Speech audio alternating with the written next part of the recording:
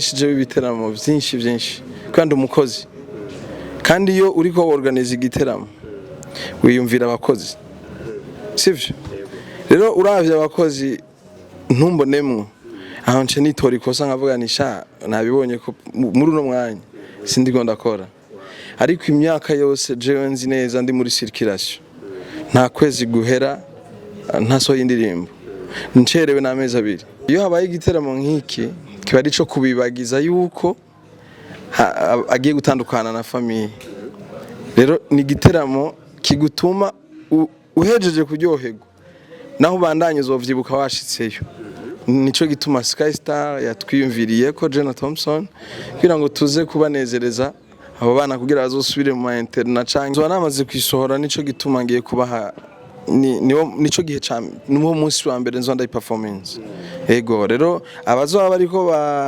baraza kubona kino kiganiro canke baza kubona affiche bitegurira yuko iyo ndirimbo nzo performinga kandi kabisa ni indirimbo ya vibe ni ya show ni ya club ni yo mukabare ni yo kwinjoyinga ni bijanye na summer time yes ariko Bface ndamukiriza Thompson akuramukije musaza nanje ndabaramukije mumeze neza turashima muhira barakomeye cyane go ntangora ebana ndamusaba abakunzi bawe je nk'umumenyesha makuru Boniface ndaguhaye ikaze ngamje yes sir Thompson in the house aga my homeboy from Bwiza Paradise Profession Game baby yuko jewe urana ko aho ratamba cyane je ntimurambona ndiko ndatamba mbwa kuri uwo munsi nshaka competition tugire battle je nawe ndamwereke ko je nzi gutamba kumurusha ico giyazo bari AI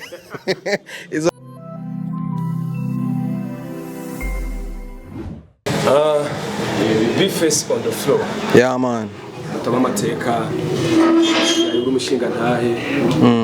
Umugabo byose birakunda mugabo kandi mbere yuko dushika hiyo ubundi cyane maze nifurize umunsi mwiza cyane aho bishoboka yuko wabo bwije cyane bari kumuranga uvuga ati abadukurikana bose kwisa mu media avuga ati amahoro y'Imana swe kandi abagumeko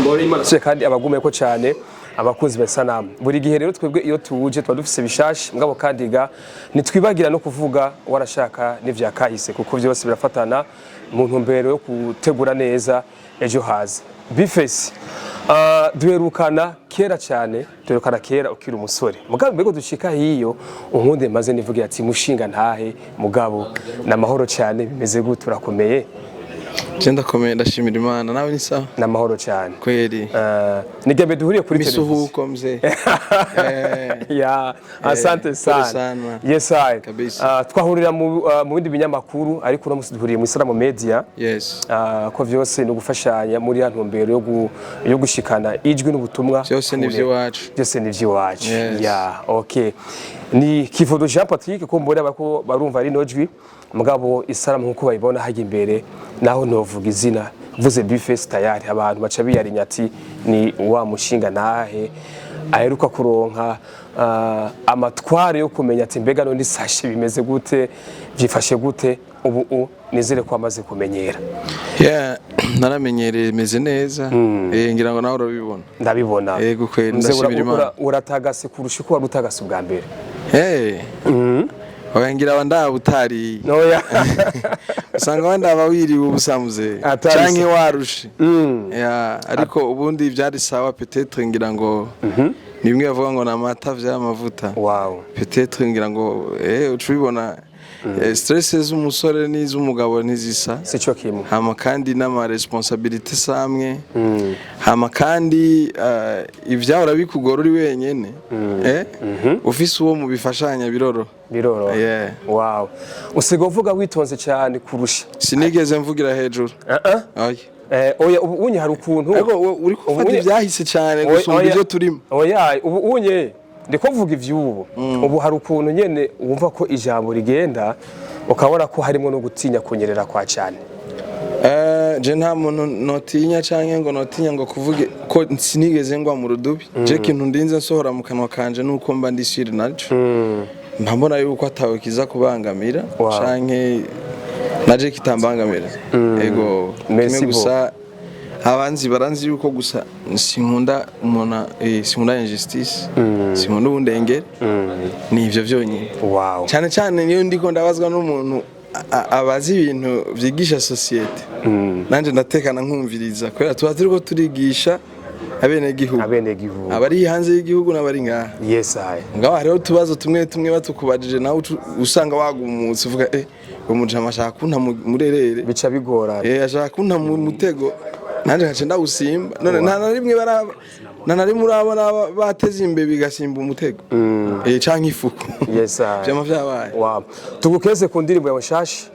Indirimbo ikaze cyane yegereye cyane imitima y'abantu cyane cyane amaze kumenya ibanga ry'ukubaka bari baritegura kurijamo. Waradufashije cyane.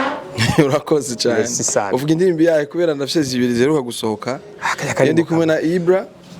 Oya panijya none aka karimbo ka mariage.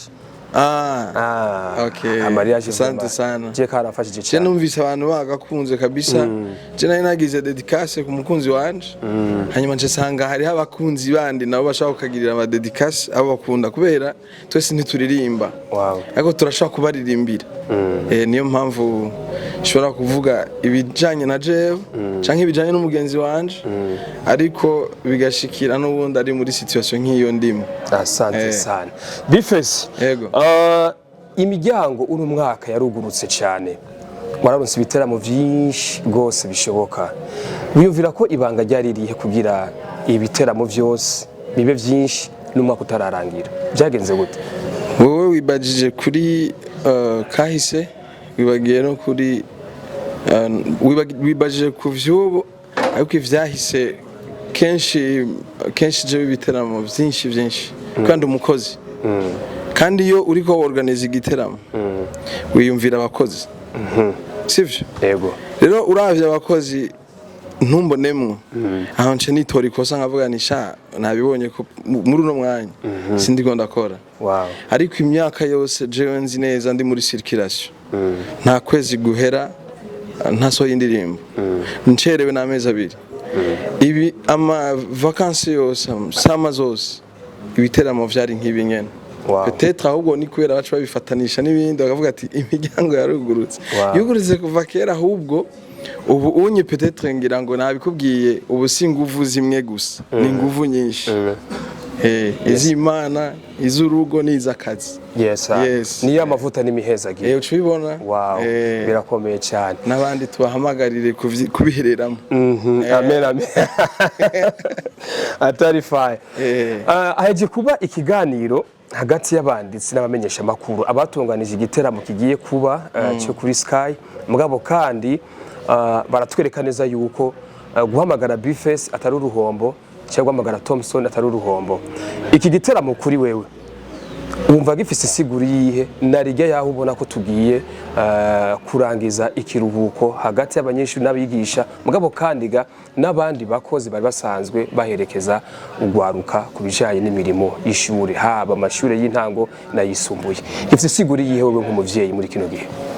Bo insiguro ni yuko umwana atogenda kwishura afunze isura yobanza kunezerwa na nanje na Thompson n'abandi bazojamwo hagati kubera bavuze ko harimo ama surprise. Umwana hari igihe agenda ariko ararira bivanye n'inkumbu bivanye n'ingene atashaka kuvana nabo bavukana ko benshi biga mu interna abandi biga ruguru abandi biga hanze y'igihugu.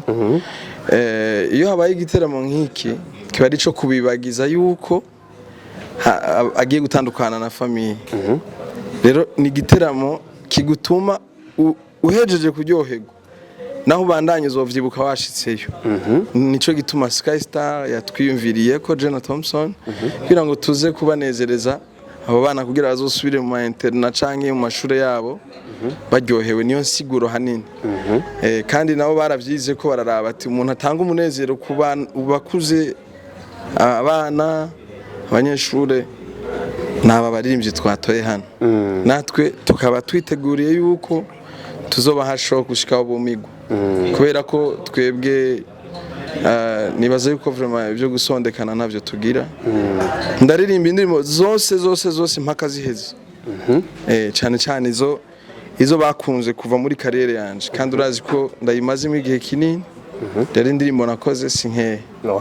so rero uzoza wese ndizera ko azogenda nezerewe yes Bifes dutereje amaso gato ku makuru usanzwe ufashisha abanditsi n'abamenyesha makuru mbwa zawe ngabo kandi ga ninge musanzwe ukominika cyane hagati ya Bifes Thompson njoo waambie tulikuwa tunaongelea hapa yes kuhusu show Yeah. inabidi yeah nisiongee mwenyewe wakati siko mwenyewe kwenye afishi hamna shida Waambie, sorry kabla kufa kule kwa Thompson nilipendea kwanza tuweze kupendekeze ili swali ili tuweze kujiunga na wenzetu wa Afrika Mashariki sana sana wale Waganda ambao wametua pande hizi wako hapa na Wakenya ambao wanasikiliza lugha ya Uganda na Kiswahili kwa ujumla. Ila Bifes, kabla kumsogeza Thompson kidogo kwenye hili swali, nitaka nijue, nikiangalia kule kwenye posti zako ndavye ku maposti yiwawe ku mboga ziwawe waratweretse neza yuko hariho ikintu wakoranye na Dr. Jose Chameleone Mayanja yes hariya muri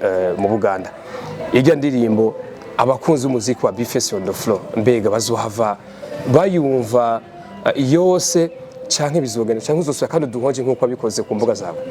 nzuba namaze kwisohora nico gituma ngiye kubaha nico gihe cyane n'uwo munsi wa mbere nzonda performance ego rero abazoba bariko baraza kubona kino kiganiro canke baza kubona afishe bitegurira yuko iyo ndirimbo nzo performinga kandi kabisa ni indirimbo ya vibe ni ya show ni ya club ni yo mu kabare ni yo kwinjoyinga ni bijanye na summer time. Wow. Yes. Ariko Bifes ndamukiriza Thompson. Akuramukije musaza. Nanje ndabaramukije. Mumeze neza? Turashima. Muhira barakomeye? Cyane go. Ntangora Ebana. Ndamutsa abakunzi bawe je nk'umumenyesha makuru Boniface. Ndaguhaye ikaze ngamje. Yes sir. Thompson in the house, I got my homeboy from Bwiza Paradise Profession Game baby. Wow. Thompson, Bifes akoze ikintu gikomeye cyane, afashe umwanya arawitiza avuga ati numenyeshe makuru. Ubona gute muri kazuza Bifes nawe agiye arafasha societe mu kubabwira ibitandukanye biciye mu mwuga wanyu mukora wo kuririmba mugabo agaca hindukira akabikora nk'umenyesha makuru nawe kugira afashe societe mu buzima bwa misi yose. Byo kunezera Thompson? Je kubwiwanje mbona ko ari fresh kuko niyo bari wa mbere. Pule mu turabona n'abandi baririmvyi bo mu bihugu byo hanze nyene USA yariya pule mu barabikora. So kimwe gusa ndibaza ko bimufata umwanya kubera wewe nta muntu afise. Asa bijyana bisaba ko muvuga cyane. Ariko iyo wamucokoje arakara? Bagucokoje urumva ko bamucokoje. Bisigwa ko afise umuntu. Gutwi ndagufize. Ntabwo ari umuntu Yes. Wow. Thompson ugiye guhura na Bifes mu mwanya munini ushoboka kuri podium hano kuri Sky Star. Mo biteguye gute gusura kandi guhura n'umuvukanyi mu guherekeza abari mu biruhuko kandi no kubatomereza ko abazoba barushe bashobora kuza ngaha anye kuza gufata akayaga gufungura kugana imiryango kurukunwa n'ibindi bitandukanye. Wo biteguye gute kuzofata uwo mwanya ukawugira gwawe ukawuhakora Bifes kugira nawe arezereze abakunzi biwe? So kwanza je bwa mbere na mbere Bifes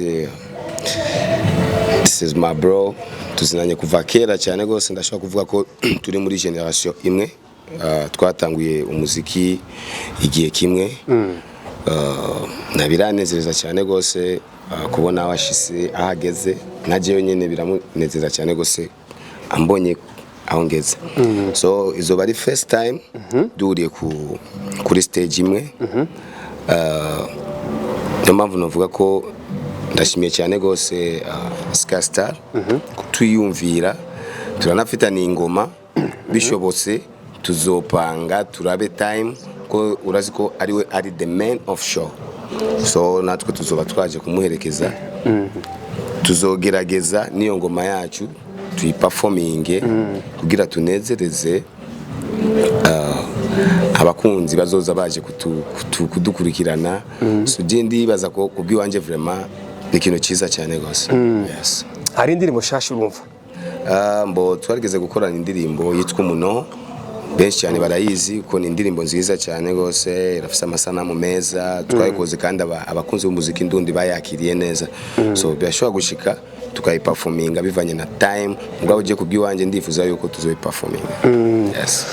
Mutama nyene ikibanza nyene mitahe nyakugira Imana yahezagije amavuta aravuga ati dushire kino kibanza kugira abantu bose bari muri kano gace k'Akabondo bazi baraza hano bicane kugira Imana Mutama Libera yavuze ati kubatuma ko mwebwe kuri jewe uko nabitahuye mwebwe umeze nk'umuti muri rucanje mwifuza kubandanya mufata amavuta yanyu mufise mukayahaka abandi kugira ivyumviro bibandanye bisa neza. Thompson kenshi birakunda kugorana ugasanga umwanya babahaye birase yuko mubungabunga ugasanga avuga ati turahejeje undi ati ntibirashika sindayize indirimbo repertoire ufise urabona ko nibakubwira ati turamariza bizoca bikunda ati turamariza koko nta kibazo kuko jewe naho nogira nk'indirimbo zibiri cyangwa zitatu gusa tuzogerageza tubikorere ko kandi ndazi ko abantu bazoryoherwa sana bizogenda neza.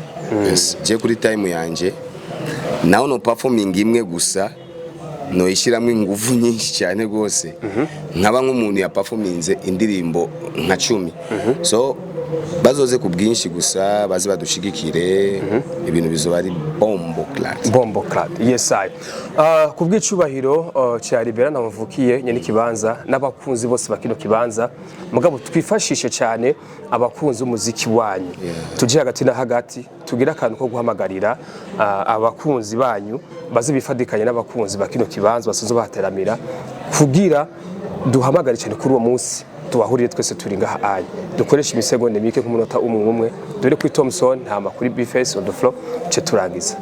So je abakunzi banje ndazi ko benshi cyane bakunda performance zanje uko ndirimba uko namba ndabahamagaye muzoze ku bwinshi mudushigikire nzoba ndi kumwe na my bro Bface on the floor ndazi ko namwe mumwemera cyane gose rap Yuda rap Shetani rap Mungu zote so muzoze ku bwinshi mudushigikire ibintu bizoba bimeze neza cyane gose nzoza nzanyiga ijya band yanje groupe yanje kandi ababwira ikintu nzoza mu isanduku ndakuwa nimekufa yo siku ndakuwa ni mazishi mama yangu andacheka ni hatari fa merci beaucoup muzoze mudushigikire ku bwinshi wow yako ba Bface yego ikibazo ntaco nari numvise kinsubireremo kwari kugira duhamagarire abakunzi bawe n'abakunzi bakiro kibanza kuri yo tariki kuza ku bwinshi ga yo abakunzi banje nuko no batumira bakaza ari benshi hanyuma je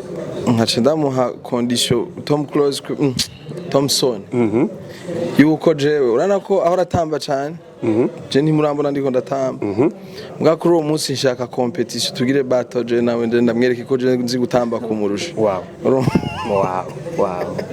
Ico giyazo bari AI izo ari montage so rero jewe kubganje kuba tazana ikibanza giherereye niri barabara nyene ryo kuri Ecole Belge bamanutse gato bacabona ahantu handitse Sky Star yababwiye ko hariho na karaoke karaoke imbere yuko twe performing hariho band banza kuvyorosha utuziki twakera no twubu kugira babanze hamanati twaje tubazanira ama piano afrobeat trap drill old school byose tukabatama niyo mpamvu twe turi ngaha je na Thompson turi ba style yose muze turi capable yo kurapa turi capable yo kuririmba aba vocalist bose no mwigereranya umuntu arakaze ariko quand même ama style yose turayakora kandi bakayakunda iyo tariki ya 28 bazoza ari benshi twaye showroom. Wow. Ego Bface ego twaganiriye cyane ariko kuko twagize Imana mugahura muri babiri abahinga babiri mugabo kandi gamukabare muko muhingurira abakuzi banyu kugira bazibaronke akanovera kanyu nashaka dukoresha ubwenge muri kano kanyu ayo majimo twakoresheje mu guhamagara mwadushiriye mu karirimbo muhanehane imirongo ibiri cyo dusezerana byose bisa neza cyane kurusha bashenga naye bafasone gwaruka aho muherereye hose turabaramukije banyeta on the flow aka rap Yuda ndabatumiye itariki 28 kuri Sky Star zoba ndi kumwe na Tom Soul aka The Voice boom yo tuzoba turira tuzoba momora tuzoba hashu gushikaho mwumigwa ye ibisigaye reka ndamuhe bandaniriza aho nyene inyuma ya kamera bamwita Kivodo Jean Patrick aka yo endelea mzee turabatumiye ni 11 tweet turabatumiye Thompson na on the flow turabatumiye yes sir much respect wow tubashimire cyane vyimva mutima ku karirimbo kubuhinga muje kudushikiriza n'ivimwe cyane bitandukanye mugabo kandi gani tukobora kutabakeza tubifuriza amagara meza ubwanyu kandi gano miryango yanyu tuvuga duti n'abakunzi banyu babakunda cyane duhure kuri tariki ya 28 bifese amasengesho menshi nkuko muramubigira Tom Soul nuko nyene mugabo kandi ga tunaduza amasengesho kuri nyene kibanza kugira kuri uwo munsi avance yasigaye nazavuge ngo nanse kwitanga kwera ko ngwaye oya kwera ko nkomeye ndayatanze tukuko niko bipanze yes duseka duhure kandi mu kindi kiganiro asante bro ndabishimiye cyane bro natwe muzee wow yes I